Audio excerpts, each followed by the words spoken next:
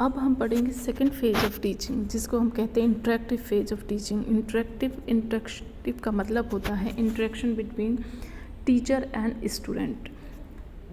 Interaction इसी phase में आपका इंटरेक्शन होता है स्टूडेंट के साथ। इस फेज़ को इम्प्लीमेंटेशन फेज़ भी कहते हैं, क्योंकि इस फेज़ में जो भी आपने तैयारी की है, जो प्लानिंग आपने प्री एक्टिव फेज में की है, वो सब आपको इम्प्लीमेंट करना है इस फेज़ में।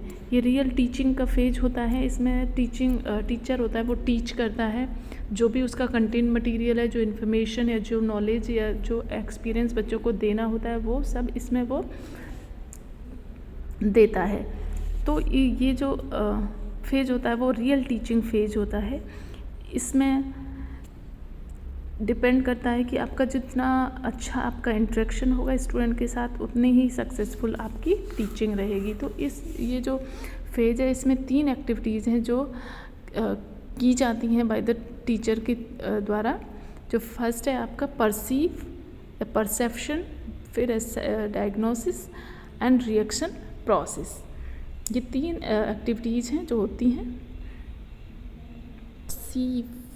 The size of the class का साइज़ कितना है, कैसा मूड है बच्चों का, वो बच्चे अटेंटिव दिखाई दे रहे हैं या नहीं दे रहे हैं, किस तरीके का उनका इंटरेस्ट है, क्लाइमेट कैसा है आपका, वो सब परसीव करना ही परसेप्शन होता है। उसके बाद है आपका डायग्नोसिस में टीचर क्या करता है कि बच्चों के एंटरिंग बिहेवियर असेस करता है कि जो बच्चे क्लास में एंटर किए हैं उनका बिहेवियर किस तरीके का है। कुछ एक्टिविटी हमें देनी है या कोई क्वेश्चंस पूछने हैं, किस तरीके के एक्टिविटी करवानी है, वो सब चीज़ें डिसाइड करता है इंटरेक्टिव फेज में। बच्चों के साथ इंटरेक्शन होता है। उसके बाद होता है रिएक्टिव प्रोसेस में ये सिलेक्ट करना होता है कि आपने इस तरीके का स्टिमुलाई देना है, रेनफोर्समेंट किस तरीके का देना है, फीडबैक क्या रहेगा, फीडबैक डिवाइसेस कौन कौन सी यूज़ करनी है, इवैल्यूएशन डिवाइसेस क्या यूज़ करनी है।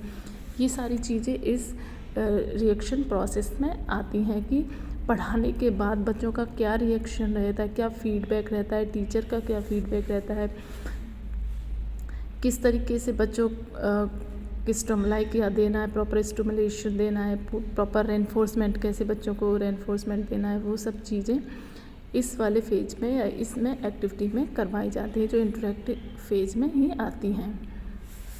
उसके बाद आता है आपका थर्ड फेज, जिसको हम पोस्ट एक्टिव फेज भी कहते हैं। पोस्ट एक्टिव फेज का मतलब है जो टीचिंग के बाद का जो फेज होता है। पोस्ट मीन्स बाद में, जो टीचिंग करने के बाद जो एक्टिविटीज़ की जाती हैं और जो बच्चों से जो एक्टिविटीज़ की जाती हैं वो इस फेज़ में आती है। टीचर कौन कौन सी एक्टिविटी करता है, जैसे इस फेज़ को हम इवैल्यूएशन फेज़ भी कहते हैं, क्योंकि टीचिंग करने के बाद बच्चों ने कितना अचीव किया है, कितना गेन किया है, वो असेसमेंट होता है इस फेज़ में, जो टीचर करता है कि मैंने जो गोल्स या ऑब्जेक्टिव सेट किए वो अटेन हुए हैं या नहीं हुए, कितना बच्चों ने सीखा है, लर्निंग कितनी हुई है, वो सब असेसमेंट इसी फेज पे होता है। इसमें वो कोई भी टेक्निक्स यूज कर सकता है, एवेल्यूएशन टेक्निक्स का यूज कर सकता है, जैसे क्वेश्चंस बच्चों से पूछ सकता है, क्विज़ पूछ सकता है, क्वेश्चनायर के थ्रू भी बच्चों को असेस किया जा सकता है। क्या उनकी जो बिहेवियरल चेंजेस जो देखना चाहता था टीचर, वो बच्चों में आए हैं या नहीं आए हैं, वो सब इसी फेज में की जाती है। उनके क्वेश्चंस वगैरह पूछे जाते हैं कि जो टॉपिक या जो कंटेंट मटेरियल बच्चों को पढ़ाया है उसको कितना उन्होंने गेन किया है या उन्हें कितना समझ आया है, वो सब असेस या इवैल्यूएट टीचर करता है इस फेज में। तो इसमें वो कोई भी टीचिंग डिवाइसेस या टीचिंग टेक्निक्स का यूज कर सकता है। पोस्ट एक्टिव फेज में कौन कौन से पॉइंट्स कंसीडर किए जाते हैं। सबसे पहला है कि इवैल्यूएशन एक्टिविटीज़ इसमें इन्वॉल्व होती हैं। इवैल्यूएशन टेक्निक्स कौन कौन सी यूज़ करनी है वो सिलेक्ट करते हैं, जो टीचर है वो सिलेक्ट करता है। आप उनको टेस्ट के थ्रू भी इवैल्यूएट कर सकते हैं, क्विज़ के थ्रू, ऑब्जर्वेशन के थ्रू, बच्चों को ऑब्जर्व करके भी हम बच्चों को इवैल्यूएट कर सकते हैं कि आपने जो ऑब्जेक्टिव सेट किए वो आपके अटेन हुए हैं, वो हुए हैं या नहीं है, वो असेस करना होता है। आपका जो टीचिंग है वो कितनी, उसका फीडबैक क्या रहा, बच्चों का स्टूडेंट्स का फीडबैक भी चेक करते हैं क्लासरूम एनवायरनमेंट में।